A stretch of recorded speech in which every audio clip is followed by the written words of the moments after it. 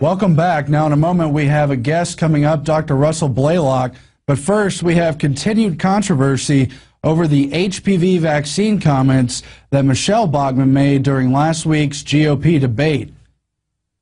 The American Academy of Pediatrics countered her claim that the vaccine causes retardation, saying the medical community issued swift criticism after Republican Rep. Michelle Bachmann dragged the safety of the HPV vaccine into the political spotlight, saying since the vaccine has been introduced, more than 35 million doses have been administered and it has an excellent safety record.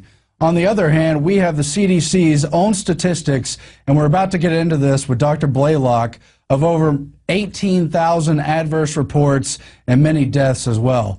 For more on that vaccine controversy, we take you to Rob Dew's investigative piece right now. Is he less conservative than meets the eye? Gardasil has once again entered the presidential debate. First, it was Ron Paul attacking Rick Perry. Forcing 12-year-old girls to take an inoculation to prevent this sexually transmitted disease. This is not good medicine, I do not believe. And now it's Michelle Bachmann. The governor's former chief of staff was the chief lobbyist for this drug company. The drug company gave thousands of dollars in political donations to the governor. Well, I will tell you that I had a mother last night come up to me here in Tampa, Florida, after the debate.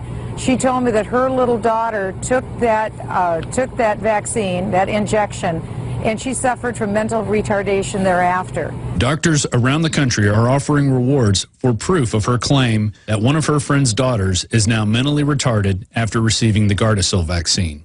The former IRS attack dog is now on the defensive. John, is there any science that suggests HPV vaccine can have that effect? Scott, it's so important to separate the politics from the science. What the science says, this is a vaccine that can prevent the virus that causes cancer of the cervix. There are 35 million doses that have been given in the United States since 2006. According to the Centers for Disease Control, the Institute of Medicine, and the American Academy of Pediatrics, there's no link between this vaccine and any kind of mental impairment. And the media has once again come to the defense of the vaccine industry. We don't need to start a new sort of controversy. There are no data to indicate that HPV vaccine or any other vaccine has any association with mental retardation. Of course, this has nothing to do with the amount of advertising Big Pharma buys each year. I chose to get my daughter vaccinated. I chose to get my daughter vaccinated when her doctor and I agreed that the right time to protect her is now, because it's about prevention. Right. Gardasil is the only cervical cancer vaccine that helps protect against 4 types of HPV. HPV vaccine and other vaccines are wonderfully safe vaccines. So who is Dr. William Schaffner? He is the president of the National Foundation for Infectious Diseases, an organization that has given awards to the Bill and Melinda Gates Foundation and Dr. Paul Offit, a vehement vaccine promoter who holds a $1.5 million research chair at a Merck-funded children's hospital and holds several patents on vaccines. He's also been quoted as saying a young baby could get up to 10,000 vaccines at once. These doctors should take this reward money and give it to the thousands of girls that you can find all over YouTube who have had adverse reactions after getting the Gardasil vaccination. Gabby was diagnosed with inflammation of the central nervous system as a result to the Gardasil vaccine. She suffered from 2 TIAs, or mini strokes. She is now vomiting on a regular basis. I had an adverse reaction. I lost the ability to walk. I started falling down. I needed help. I had head pressure. This is very hard to talk about. If I had never gotten this shot, I would be a normal teenager, and I wish I could go back. I wish there was a way to cure this, and I hope that they can figure something out, a treatment plan. But I can't plan for that. I got my second Gardasil shot in January of 2008. Now it's November of 2008. And I've had problems every day ever since. Doctors like vaccines because they will cause large percentages of the population to become lifelong customers, whether it's allergies, autoimmune diseases, or any other types of inflammation.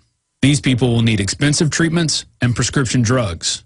And that is why you now see vaccine companies setting their sights on every Mexican girl by by the year 2012. Ahora, con Gardasil, la única vacuna que protege contra los This is Rob Dew reporting for InfoWars Nightly News. 40% del cáncer del cuello. That's just devastating footage, and there's even more interviews from CBS and other major mainstream reporters on the true face of Gardasil, the victims it causes, the people it hurts. And they only claim there's, 4,000 deaths from cervical cancer each year, yet there's more than 18,000 adverse reactions, at least 30 deaths from the vaccine itself. It's really disgusting. For more on the debate over the safety of vaccines, we go now to expert Dr. Russell Blaylock. Doctor, we spoke a year ago in depth on some of these issues, but what can you tell us today about the dangers of the HPV, Gardasil, and Cervarix vaccines, and about the effects of vaccines in general? Well, it's well known that there's a connection between vaccination, particularly multiple vaccinations, and brain inflammation and seizures.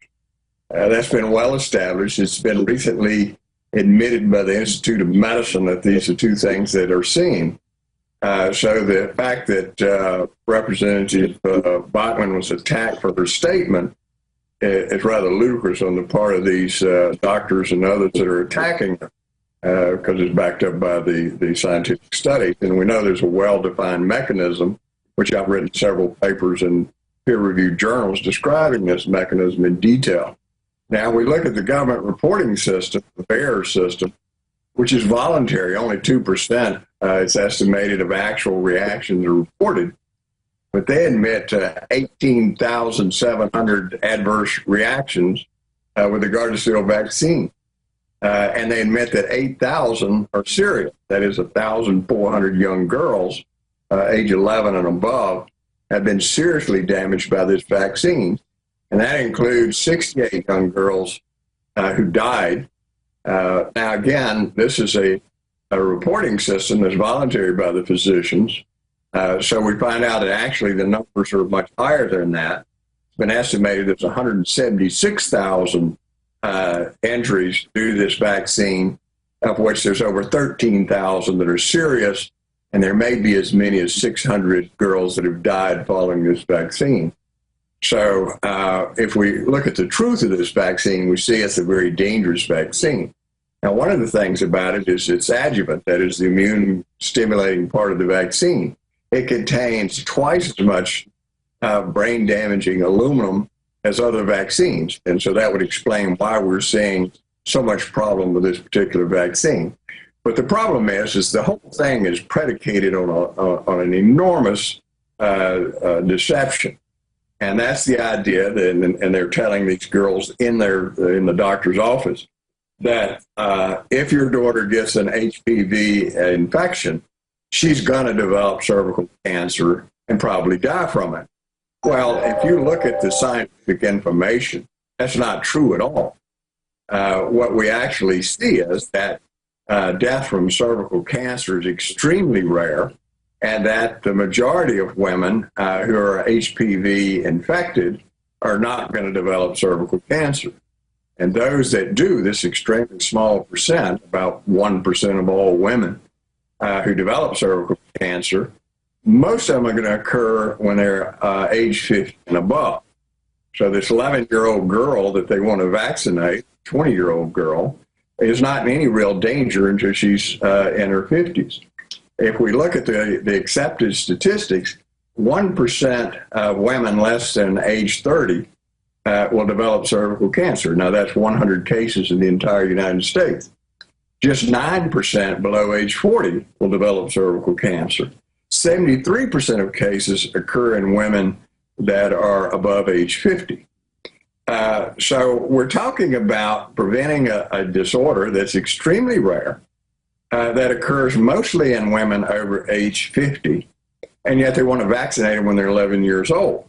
Well, they've even admitted the vaccine probably will not have any effectiveness at all after 5 years from the vaccine. So that means by the time the girl's 16 years old, the vaccine is useless.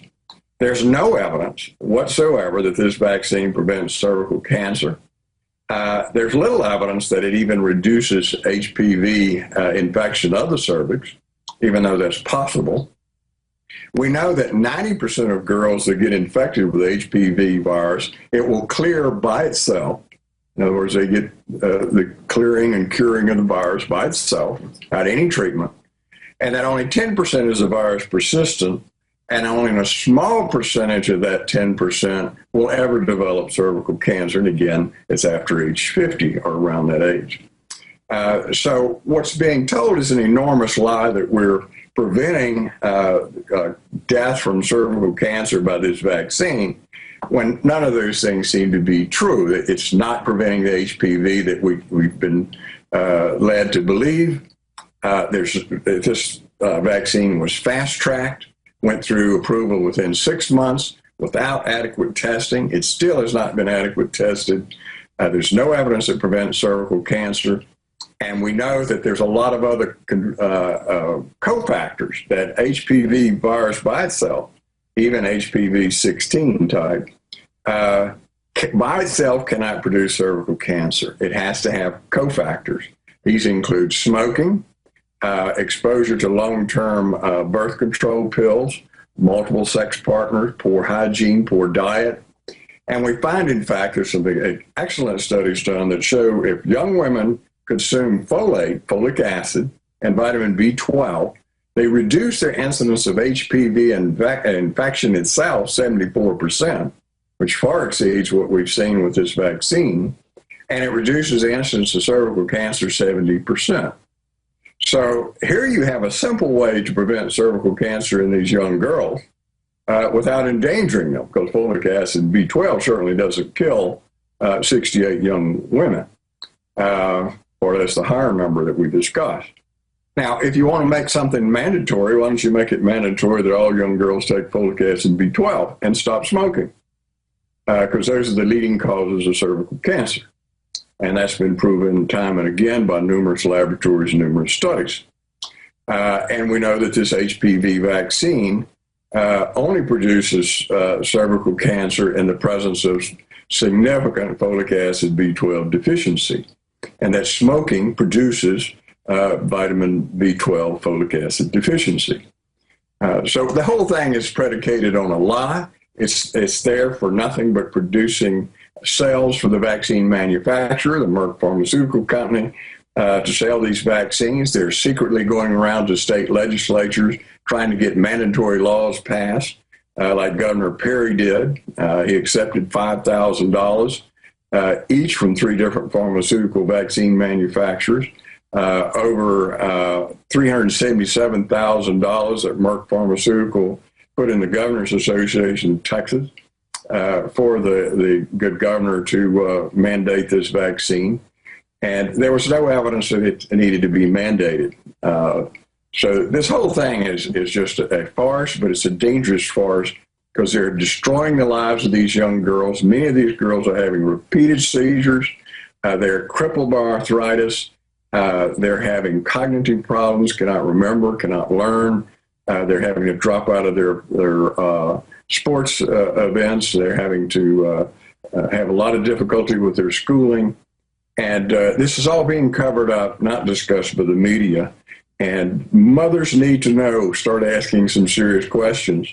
And what they'll find out is many of these physicians know absolutely nothing about HPV infection. They know nothing about cervical cancer and the relationship to HPV vaccinations. The other question is, how much influence does the big pharma industry have over politics? Why are we seeing a wave of backlash against Michelle Bachmann, a political candidate's comments that HPV causes, quote, retardation, and saying there's no data when there's all the incidence reports we've just talked about? Are they playing semantical games with the definition of retardation, or are they simply denying that this is a dangerous vaccine that was allowed to be pushed on a political level?